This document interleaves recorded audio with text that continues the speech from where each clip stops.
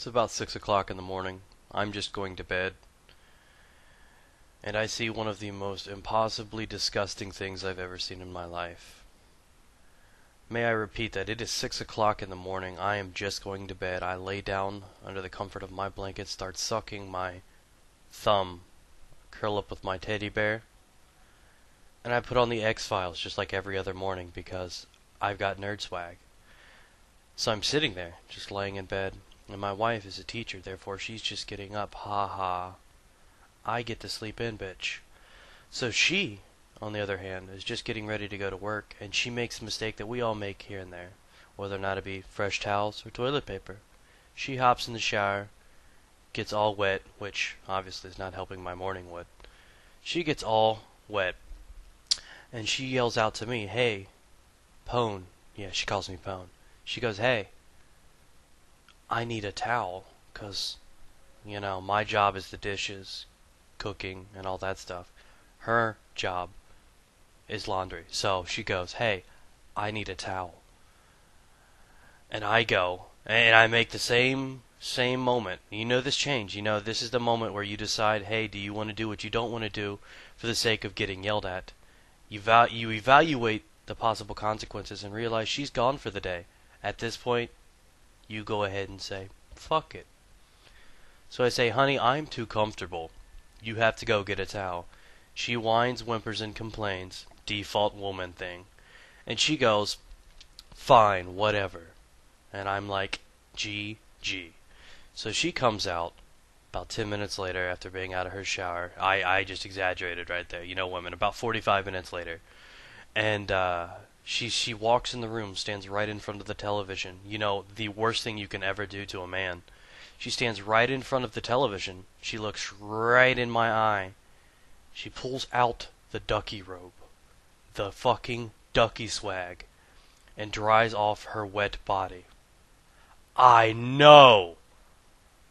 She did that. She defaced the ducky swag. What kind of vile creature does this? Are any of you lawyers, specifically focusing on like divorce? Haha, what's up, guys? Oh, you like story time with Pone? That was based on real events, by the way. I was pissed off. I'm like, "Honey, you know what the ducky swag is, right? You resemble it. You just rubbed it all over your cooter pooter." And I'm like, "Oh my god, how dare you do that to the ducky swag?" But anyways, what's up, guys? Now, I've got a treat for you. This is the class setup. You know, I like to name things off it, you know. Whether or not it be my schlong or, you know, my class setups or anything like this, I like to name some of the things. And this is what I call my Cowboy setup. The Cowboy setup is simple. It's the 870 shotgun with buckshot. Consists with a 44 Magnum, no attachments, and C4. I'd like dynamite, but we don't have fucking dynamite because we're not cool enough. So that is my concept of the Cowboy setup. You got a rush, you have the explosions if necessary, you got the shotgun, you got the buck-fuckedness that you do with the 870, with that sex appeal that every redneck fucking person has, a shotgun, and the 44 mag. That feels to me, I feel like a cowboy like this.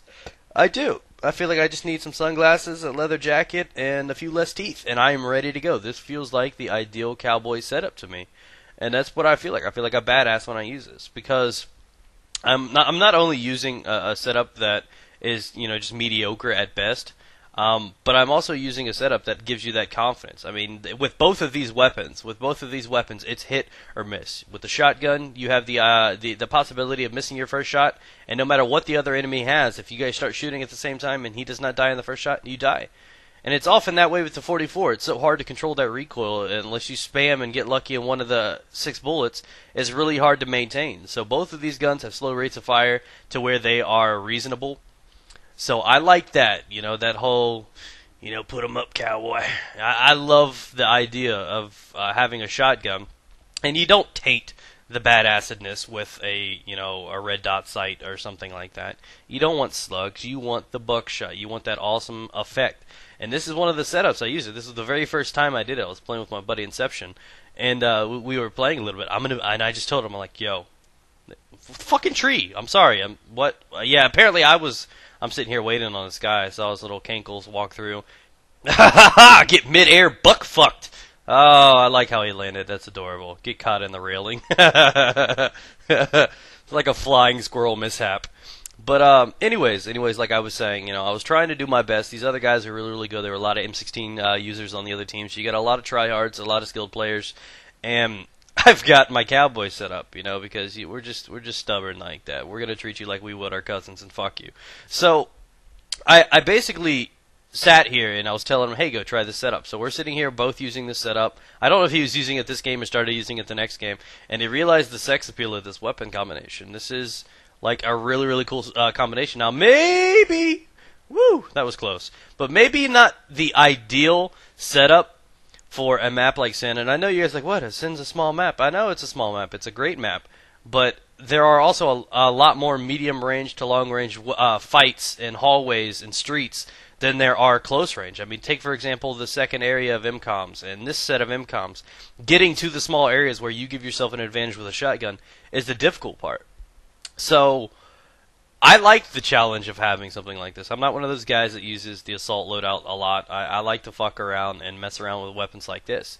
And I usually use the 870 with assault, actually. So I have the ability to patty cake because I'm always in close quarters. I can put down health and patty cake. But I wanted that C4 effect, the badass dynamite. And I have to say, it's actually a cool combination. I've never tried it before, and I always felt like I'd hold myself back by using that. But and of course I don't throw down ammo packs because most supports forget to.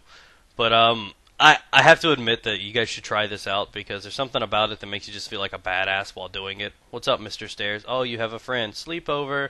So at the end of the day, I want to thank you guys for all the support. There's been a lot of support, a lot of drama lately surrounding me, other commentators, fans, shit like this, and it seriously has, it usually doesn't get to me, but I've just been so blah lately. And I want to thank you guys for supporting me, whether or not it's been on Reddit because of all the trolls on there, or it's been on my channel or on Twitter. I just want to thank you guys that actually stick up for me and try to help and do something nice. And for somebody that you really don't know, you just enjoy their content. And I want to thank you guys for that. I genuinely appreciate the going out of your way to do something for someone else. I mean, all those guys that do that for their favorite commentators, those guys that, like and favorite and help and support on Reddit and all that shit like that, you guys are badass. You guys are the ones that really, really do make a difference to some of these commentators. So to that, I say thank you. So thanks for watching, guys. Remember to check it out in the description down below. Leave a rating. Get your cowboy on, bitch.